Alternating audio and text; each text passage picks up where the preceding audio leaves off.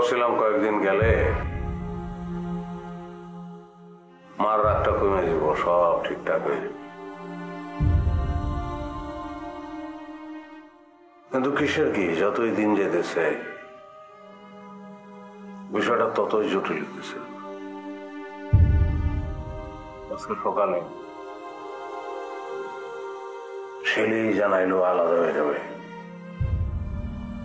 অনেক চেষ্টা করে ওর বুঝাইতে পারলাম না। এভাবে আমার সব ভাই বোন যদি আলাদা হয়ে যায়,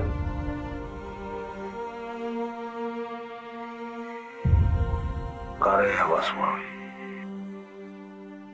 আমার এত আদরের শ্যামল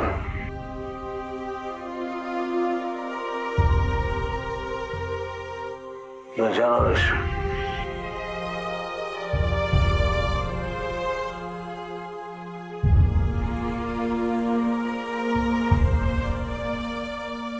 আমার সঙ্গে এরকম জঘন্য ব্যবহার কেন করছিল? কেন বলো?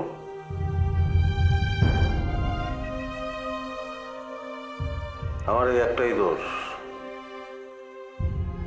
আমি আমার আপনজনের সঙ্গে খারাপ ব্যবহার করতে পারি। মাথার মধ্যে দাউ দাউ করে আগুন জ্বলে, তারপর কিছু বলতে পারি না, কিছু করতে পারি না। এই যে তুমি আমার সঙ্গে এত বড় অন্যায় করার পরেও আমার সামনে বসে আছো, আমার কি করা উচিত? তুমি তো চেনো আমারে, কি করা উচিত আমার বলো? কি করা উচিত? আমি কি করতে পারি জানো তো তুমি? আমার ফেলাইয়া দেওয়া উচিত। আমি কি করতেছি? আমি তোমার সামনে বসে আমার দুঃখের গান গাইতেছি,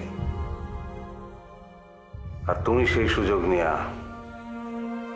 আমার জীবনে আশ্রয় খুঁজতেছি। এই,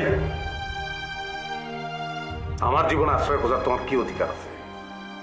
হ্যাঁ, নাই, কোনো অধিকার নাই।